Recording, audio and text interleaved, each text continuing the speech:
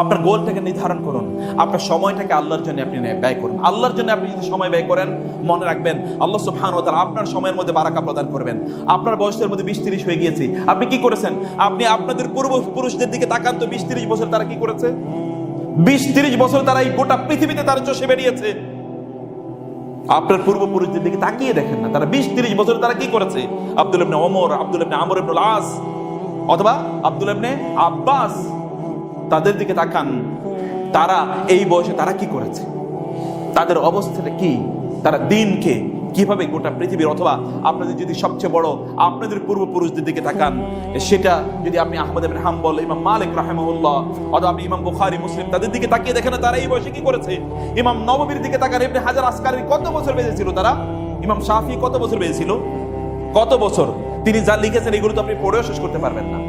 তারা তাহলে পড়াশোনা তারা কবে করেছে, সংসার দাবি করা তারা কবে চালিয়েছে, এবং অন্যান্য কাজগুলো তারা কিভাবে করেছে। আপনি আল্লাহ সুবহানাহু ওয়া তাআলা আপনার তো সময় কোন দিকে আপনি কাটাচ্ছেন, আপনার সময় আপনি কোন দিকে কাটাচ্ছেন, সময়টাকে নিয়ে আপনি যুবকদের সবচেয়ে ঘৃণিত যে অভ্যাসটি, অথবা তাদের জন্য সবচেয়ে ডিস্ট্রাকটিভ যে জিনিসটি, তা হলো যে তাদের সময়ের কোনো মূল্য নাই তাদের কাছে। গল্পে, আড্ডায়, অথবা সোশ্যাল মিডিয়াতে ইত্যকার জিনিসে তার ঘন্টার পর ঘন্টা তার চলে যায়, সে কখনো বোঝে না। যুবকরা যদি আপনাদের সময়গুলোকে যদি আপনারা বাঁচাতে চান, তাহলে যতক্ষণ সময় আপনারা সোশ্যাল মিডিয়াতে কাটাবেন, ততক্ষণ সময় আপনারা ঠিক ততটুকু সময় আল্লাহর জন্য কাটিয়ে দেখুন।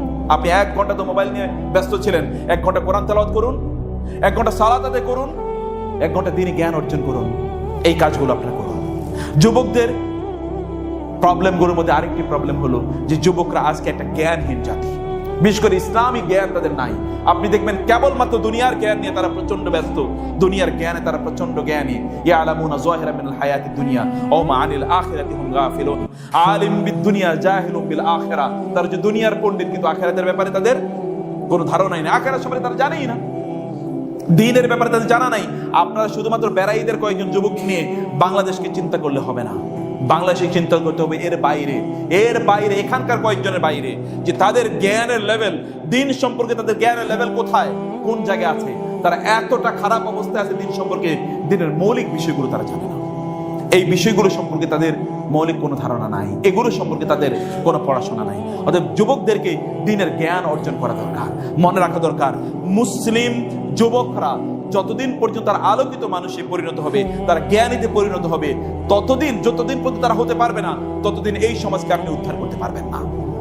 রাসূল সাল্লাল্লাহু আলাইহি ওয়াসাল্লাম বলেছেন, কিয়ামতের আলামতের মধ্যে একটি আলামত হলো ওয়াজহারাল জাহলু, যে জাহালাত চারিদিকে ছড়িয়ে পড়বে। এবং রাসূল বললেন, এমন একটি সময় আসবে যে লোকেরা তারা রুউসান জুহালা, জাহেলদেরকে তারা নেতা হিসেবে গ্রহণ করবে। তারা তাদেরকে জিজ্ঞেস করবে এবং তারা এমন কিছু তাদেরকে বলবে যেগুলো না আছে কোরআন এবং না আছে সুন্নায়, এবং তারা নিজেরাও পথভ্রষ্ট, ফাদল্লু ওয়া আদাল্লু, তারা নিজেরাও পথভ্রষ্ট হবে, অন্যদেরকেও তারা পথভ্রষ্ট করবে। Become enlightened and educated. আপনি জ্ঞানী হতে হবে, কারণ জ্ঞান আপনার সম্পদ, মনে রাখা দরকার। আল হিকমাতু দাল্লাতুল মুসলিম হাইসু ওয়াজাদাহা ফাহুয়া আহদু বিহা। রাসূল বলেছেন, জ্ঞান হচ্ছে মুসলমানের হারানো সম্পদ।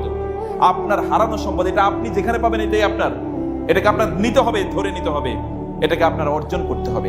দ্বীনি জ্ঞান অর্জন করার জন্য আপনাকে সময় ব্যয় করা, প্রচেষ্টা ব্যয় করা, এটা আপনার